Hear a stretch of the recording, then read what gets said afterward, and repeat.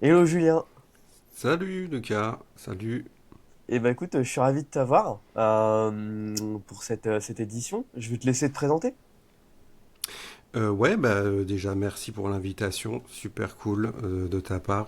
J'ai hâte d'apporter de la valeur au maximum. Je vais essayer de parler vite pour en mettre un maximum dans le temps imparti. Euh, je m'appelle Julien, je suis le cofondateur de Pulse, qui est une application e-commerce. Peut-être que je vais te présenter l'application juste après, mais en gros, voilà, pour faire simple, je suis dans l'e-commerce depuis plusieurs années. J'ai créé une communauté, Clever, où en fait c'est une communauté d'entraide autour du e-commerce, mais du SEO. Ok. Et puis voilà, pour faire court, je vais pas balancer tout mon CV, sinon là ça va prendre toute la vidéo, mais pour faire simple, c'est ça. D'accord, super.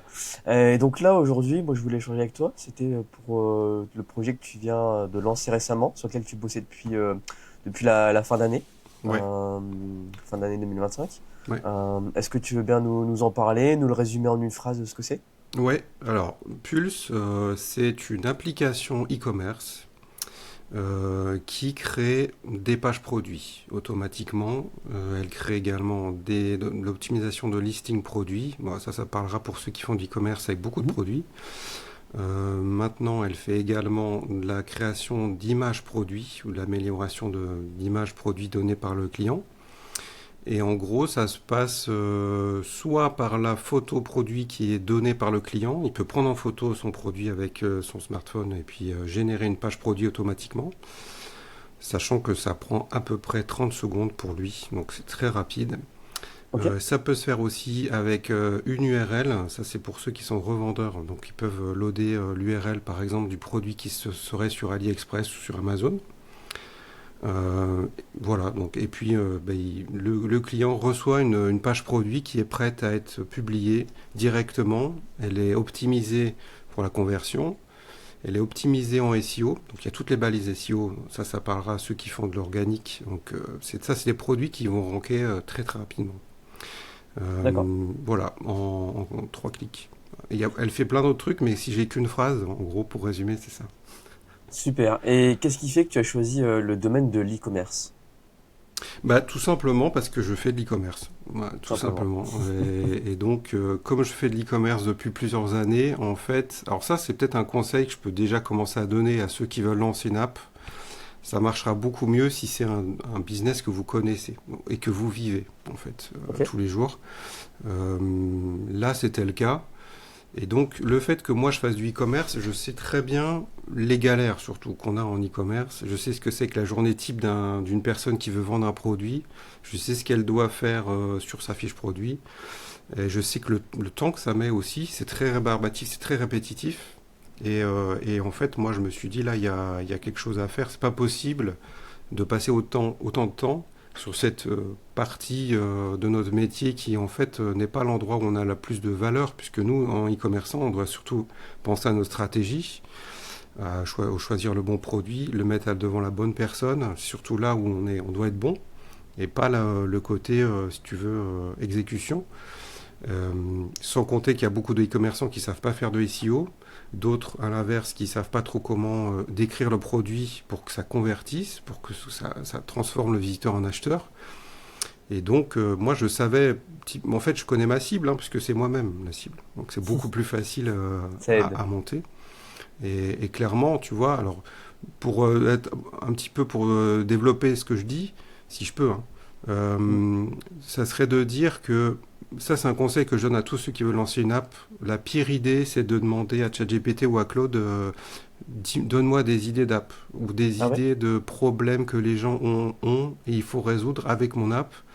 Parce qu'en fait, le problème, c'est que si tu fais ça, tu vas avoir une liste d'idées mais que tu connais pas, d'un business que tu n'as jamais fait, t'as pas d'expérience, tu connais pas le persona, même si l'IA te le sort, en fait, c'est pas des préoccupations que tu vas vivre si tu veux tous les jours. D'accord. Faut Donc, vraiment se sentir concerné par le ouais, problème ou le vivre. ouais, Et c'est la raison pour laquelle beaucoup de personnes se lancent dans l'entrepreneuriat.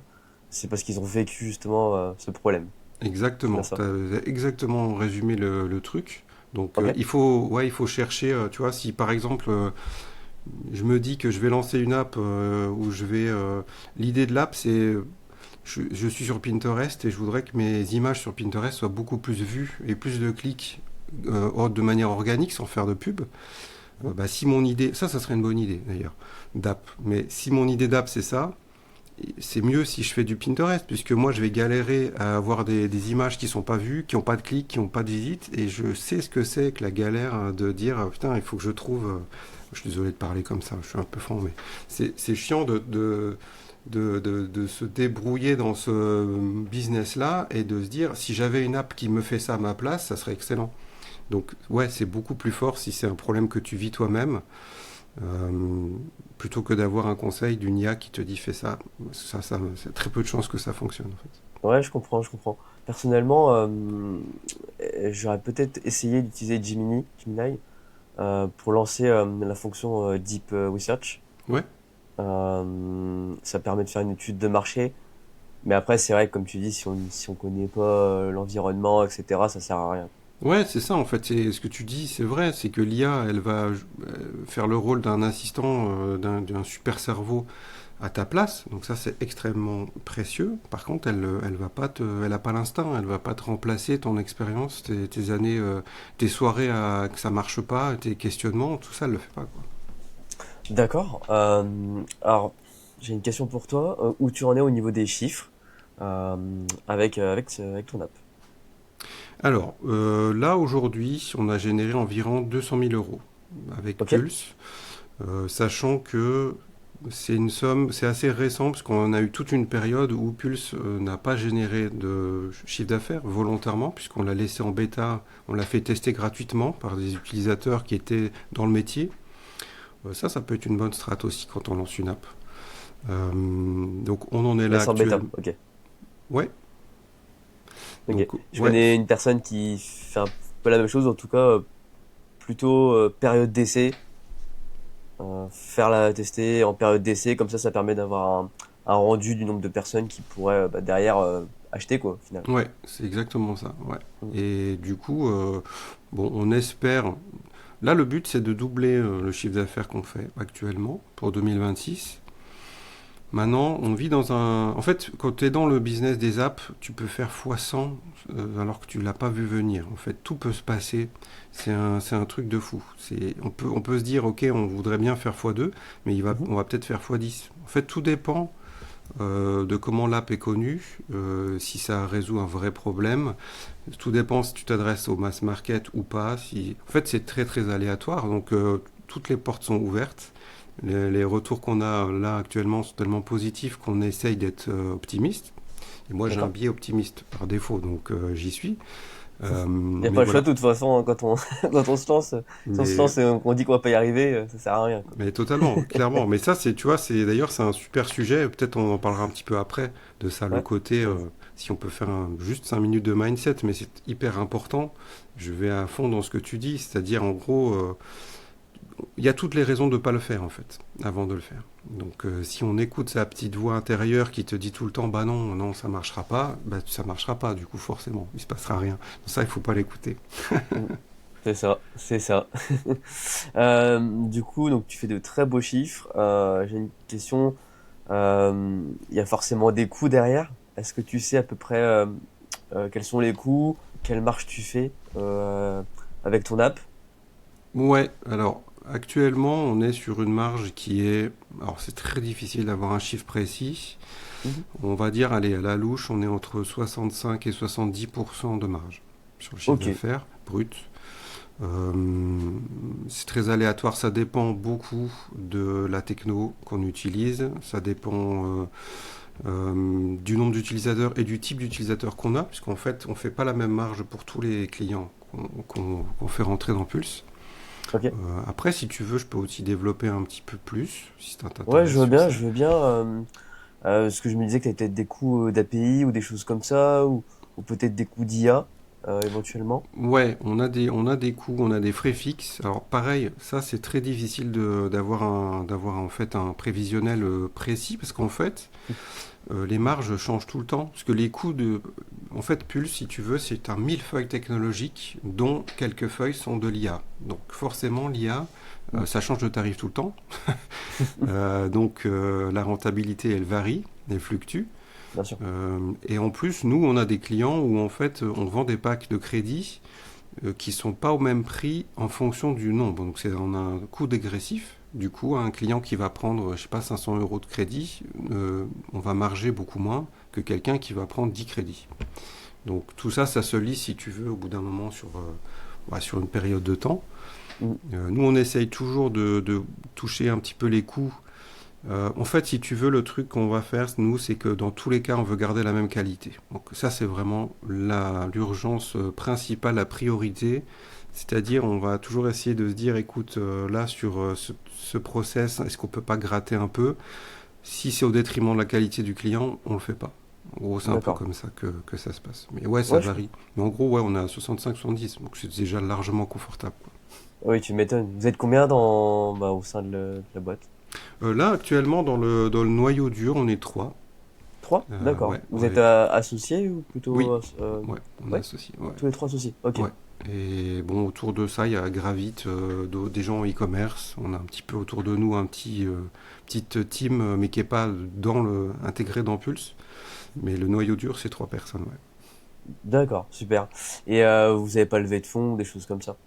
Du tout. Pour Du l'instant, tout. non. C'est prévu. Tout ce Ah, qu'on ok. a ouais, réussi à créer avec Pulse, on l'a fait avec nos petites mains. On s'est remonté les manches. C'est du bootstrap complet. Mhm. On a eu très peu d'aide pour le moment. Donc on ne s'est pas payé, tu connais, hein, on a fait nos soirées, nos nuits dessus, forcément. Donc ouais, non, pour l'instant on n'a pas forcément de financement plus que ça. Après on a nos finances aussi perso. Moi qui bosse pas mal en e-commerce, j'ai réinvesti, j'ai pu réinvestir un petit peu aussi de Ok. mon côté. Donc ouais. Tu consacres combien de temps par jour à peu près à ce projet? Là, actuellement, moins qu'au début. Ouais. Au moment de build le projet, quasiment tout le temps en fait, hein, de la journée. J'ai dû mettre à côté tous mes business, hein, business e-commerce. Je fais un Mhm. petit peu de consulting. J'ai mis de côté aussi, j'ai arrêté. Ah On oui, était ok. vraiment focus, ouais, à 100%. Les deux compères en dev, alors eux c'est encore pire, c'est des nuits passées.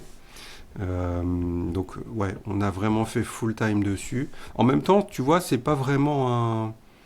On a l'excitation du projet, donc quelque part, on passe beaucoup de temps, mais on aime bien, parce qu'en fait, tous les jours, tu as un nouveau truc que tu mets en place, une nouvelle feature sur Pulse qui est validée. Quelque part, on compte pas nos heures, quoi. Donc on a fait vraiment full time. Aujourd'hui, moins, parce qu'on a vraiment un bon produit. Donc on travaille surtout sur l'amélioration, ajouter des fonctionnalités, moins sur la bécane, sur le cœur, en fait, qui fonctionne très bien. Ok, super. Ouais, c'est vraiment l'excitation du projet qui fait que tu puisses bosser autant. Oui, c'est exact, c'est l'adrénaline, hein. L'adrénaline pure, elle te réveille un mort, hein. C'est incroyable. Puis la nouveauté, machin. Après, tu vois, pour reparler un peu de mindset, il y a le côté objet brillant qu'il faut faire attention à. Enfin, il y a un biais psychologique dans lequel tu peux tomber, où tu t'arrêtes plus en fait. Et à la fin, t'as envie de faire toujours mieux, toujours mieux, toujours mieux, rajouter des trucs. Et ça peut être un danger, un poison de jamais s'arrêter et d'avoir des clients qui finalement, eux, ils sont déjà contents avec ce que tu as, hein. Ils sont Mm. déjà refaits en fait. Et le Donc client privilégie toujours une chose simple, peut-être. Une chose exactement. simple plutôt que Ouais, compliquée. une fonction, une fonctionnalité. Quand Pulse est né, il y avait juste la création des pages produits, si on n'avait que ça. Et les gens étaient déjà super contents que ça existe. Après, on a ajouté d'autres fonctionnalités, on en ajoute encore, on a plein de projets. Mais ouais, il faut essayer de se calmer un peu et surtout d'écouter ses clients, parce que s'ils sont contents, bah, ça sert à rien d'ajouter des trucs qui sont pas demandés en fait. Voilà. Ouais, ok. Vous avez beaucoup d'échanges avec eux, justement. Ouais, on a énormément d'échanges là-dessus. On a un groupe de soutien, un support. Donc, on a des gens des utilisateurs qui sont dans le groupe. On Ouais, a des retours directs, des retours francs parfois un peu durs à avaler, hein. Parfois, tu as des critiques de ton app, hein. Mais forcément. voilà, mais il faut pas écouter, il faut pas se dire ça. Il faut juste se dire, c'est pour améliorer en fait. C'est juste le jour où on répond exactement à une demande, bah on cartonne. Parce qu'en fait, c'est juste le but d'une application. C'est juste, tu as un besoin, faut le rendre, en fait, voilà, faut résoudre ce problème. Et il n'y a qu'une seule solution pour ça, c'est que l'utilisateur te dise, bah voilà, c'est ça que je veux, et c'est ça que j'arrive pas à faire, ou alors c'est ça que Pulse fait moins bien, et c'est précieux, c'est très précieux. Elle est disponible comment, justement, ton application? J'ai vu qu'il y a peut-être un site. Ouais, Il y a un site, elle est sur un App Store, des choses comme ça. pas encore, non, on n'est pas encore sur l'App Store, c'est Ok. aussi un projet qu'on a. Euh, alors pour le moment, ça je ne sais pas si tu vas le mettre en direct ou pas, mais en fait, en gros, si tu veux, on a eu la possibilité de le mettre directement dans l'App Store de Shopify, mais ça s'est pas fait puisqu'en fait les conditions de Shopify n'étaient pas nos conditions à nous. On n'était pas en D'accord. accord avec ce que Shopify nous imposait. On n'est pas fermé à l'idée, mais disons que comme Pulse est déjà connecté avec Shopify ou WooCommerce par exemple automatiquement, on n'a pas vraiment besoin de ça. Donc, mais c'est ouais, c'est dans les cartons ça. D'accord. C'est prévu, mais pour plus tard, quoi. Ouais, Ok. exactement. Ok, super. Est-ce que tu auras des stratégies un peu à donner pour acquérir justement des clients? Euh, Tu m'en as déjà donné quelques-unes, tu en auras d'autres à nous donner? Ouais, alors la bonne idée qu'on a eue, nous, c'est que on avait une communauté e-commerce avant. Mhm. Donc ça, c'est extrêmement puissant. C'est extrêmement puissant. Moi, j'avais déjà une communauté e-commerce d'entraide. Et donc, j'ai pu, si tu veux, lancer l'application dans cette communauté, avoir mes premiers utilisateurs. Donc ça, c'est un conseil que je donnerais, si c'est possible, dans votre business à vous. C'est de créer une communauté autour du problème que vous résolvez le jour 1. C'est-à-dire, le premier jour que vous créez une app, faites une communauté en même temps. Ça peut être une communauté sur Telegram, sur WhatsApp, sur groupe Facebook, peu importe. Mhm. Vous aurez des gens, vous allez avoir un bassin d'audience de gens qui ont vos problèmes et les problèmes que vous allez résoudre. Et vous allez avoir instantanément des clients, en fait, tout simplement, sans avoir besoin de payer des pubs, sans rien du tout. Donc Ok. ça, ouais, ça a vraiment été un truc que j'ai pas regretté de faire. C'était une strat que je conseille à tout le monde de faire. Après, tu as des gens dans la commune qui ne l'utiliseront pas, mais c'est pas grave. C'est avec un pourcentage de gens qui vont l'utiliser. Et ça Mhm. permet d'avoir des premiers retours au moment de la création de l'app aussi. Donc ça, c'est très très précieux. Puis c'est des gens qui vont te parler honnêtement, quoi, qui vont te dire tout de suite, bon, ça j'aime pas, ça va être cash. C'est beaucoup plus difficile d'avoir ce retour-là si tu fais de la pub. Les gens vont pas te parler en disant je viens pas parce que ça. C'est beaucoup plus dur. Euh, donc on a fait ça. On en a parlé beaucoup sur les réseaux aussi, en organique. Donc ça a bien marché aussi. Ça, c'est des D'accord. très bonnes stratégies. Donc ouais, Euh, organique, pas de pub, pas besoin. non, au début, non. Nous, on n'a pas fait de pub au début. On a trouvé que c'était un peu idiot de commencer à dépenser des budgets qu'on n'avait pas et sur de l'argent qu'on n'avait pas obtenu et sur un produit dont on n'était pas sûr qu'il était vraiment aligné avec un Mhm. market fit, quoi, si tu veux. Ça se fait en deuxième temps. Ok. Donc il faut le faire, mais pour moi, faut pas le faire au préalable, en fait. D'accord. Comment est-ce que tu as choisi le fait que ce serait plutôt un paiement avec des crédits?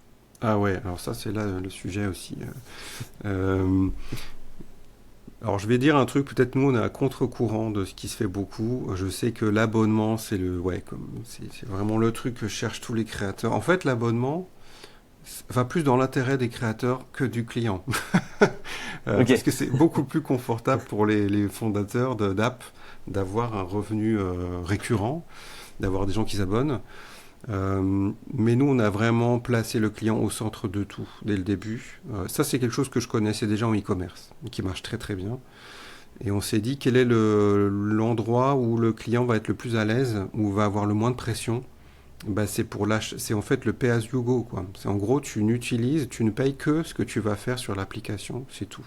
C'est-à-dire en gros, si moi j'ai besoin de faire 10 pages produits, j'ai 10 produits, j'achète 10 crédits. Un point barre, c'est tout. Et en fait, le fait d'avoir fait ça, bah, c'était en fait finalement une bonne idée avec le recul, parce qu'on a beaucoup de gens qui rachètent des packs de crédit par la suite. D'accord. Parce qu'en fait, ils sentent pas de pression, ils sentent pas le côté obligation d'utiliser l'app parce qu'ils payent un abonnement. Il faut savoir aussi que les gens ont beaucoup d'abonnements dans tout, et ils en ont Mm. beaucoup trop. C'est inutile, ouais. Donc c'est un argument qui passe moins, en fait, l'abonnement auprès du client. Et surtout dans notre cible en e-commerce où, tu vois, sur une année, un e-commerçant, il va peut-être avoir beaucoup plus d'activités au Q4, il va avoir beaucoup plus besoin de faire du e-commerce et des pages produits, beaucoup moins au mois de janvier. Donc il va pas avoir des besoins identiques sur toute l'année. Pour lui, c'est un peu bête de payer 30 balles tous les mois, si tu veux. C'est un peu bête parce qu'il y a des moments où il va rien faire de plus, quoi. Il faut être honnête, D'accord. c'est le cas.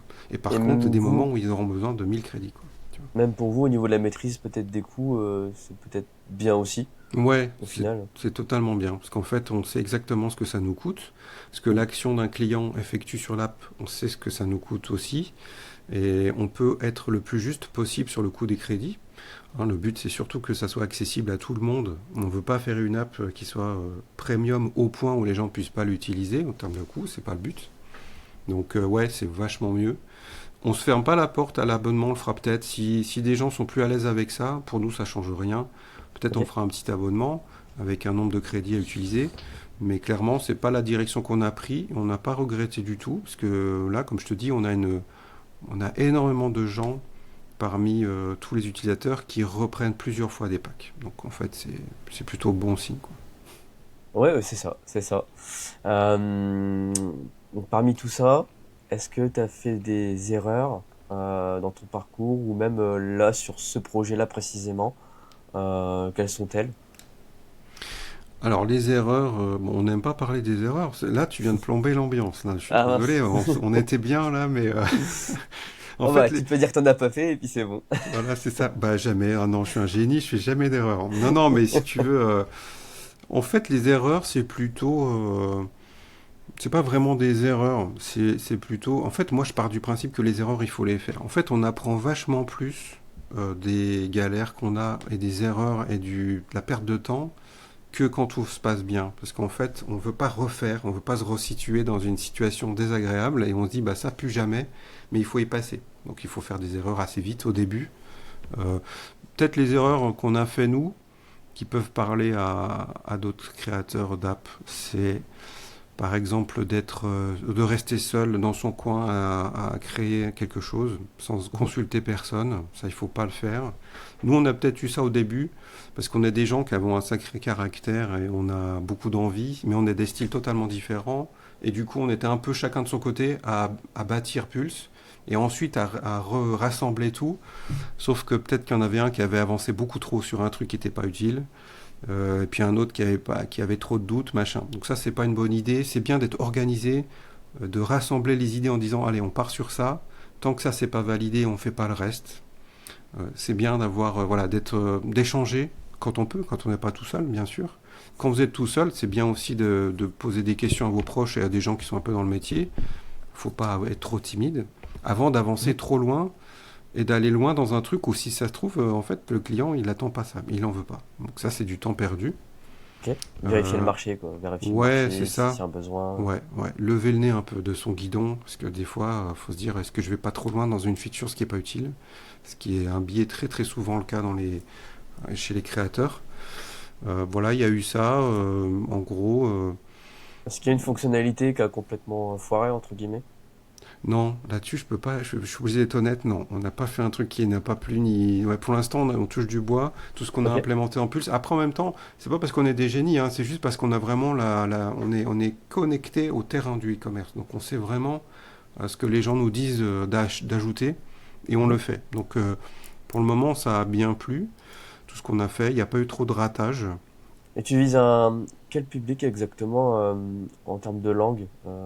T'es vraiment francophone Pour pur, le moment, plutôt on a anglophone? Ouais, pour le moment, on a beaucoup du marché francophone, Ouais. mais l'app est compatible avec toutes les langues en fait. Donc, Ok. tu peux créer des shops dans toutes les langues, du polonais au roumain jusqu'à l'espagnol, sans problème. Pulse s'adapte à tout. Super. Et écoute, j'avais une dernière question à te poser. Est-ce que Ouais. là, tous les matins, quand tu te réveilles, t'as quelque chose que tu regardes, une métrique en particulier que tu regardes, un chiffre? Euh, voilà. Ce que je regarde en premier, ça va être est-ce qu'il y a des messages sur le SAV? Est-ce que des gens, est-ce qu'on remonte des choses que les gens veulent qu'on fasse ou un problème sur l'application? Moi, je suis très sur l'humain en fait, hein. je vais absolument pas regarder le CA le matin. C'est pas du tout ce que je fais et c'est pas sur quoi je suis focus. Je dis pas que l'argent c'est pas important, mais pour moi c'est trop être dans un biais d'un objectif financier. Donc on s'éloigne en fait de la valeur d'une application. C'est mon cas. Hein. Je dis pas que faut que ce soit le cas de tout le monde. Hein. C'est vraiment moi perso quoi. Donc je regarde ça. Je regarde le nombre d'utilisateurs qui sont inscrits. Il y a un petit côté un peu bah oui, ça fait toujours plaisir quand le matin on voit que beaucoup de gens ont rejoint. Donc ça, on le regarde beaucoup. On regarde si ça marche. Ce serait peut-être les deux métriques, ouais. Est-ce qu'il y a des nouveaux users? Est-ce qu'on a du SAV ou des gens qui ont des demandes particulières ou des échanges dans le groupe? On est très présent. Moi, de temps en temps, j'y vais aussi. C'est les deux choses que je fais. Et puis ensuite, j'engueule mes devs parce que ça avance pas vite. Non, non, Super. je déconne. Oui. Ok, super. Bah écoute, moi je te remercie, c'est tout pour moi. Nickel, Je te merci. propose qu'on arrête et que je te remercie. On conclut là-dessus. Sauf si tu as un Ouais, dernier mot de fin en particulier. bah écoute, très cool de ta part l'invitation. C'est vraiment top de parler de comme ça, honnêtement, sans filtre du business. Peut-être on a essayé de casser un peu des mythes, des choses, des inquiétudes que beaucoup de gens ont. Peut-être un dernier message, c'est passer à l'action. Faites un truc, peu importe si ça rate, peu importe si c'est pas extrêmement bien, comme vous voulez, il faut faire. Dans tous les cas, ça vous apprendra quelque chose. Malgré qu'il y ait de l'IA ou des progrès, faut foncer quoi. D'accord, super. Eh ben, écoute, merci Julien, et je te Merci, souhaite une bonne journée. merci, à toi aussi, à Salut! plus, salut.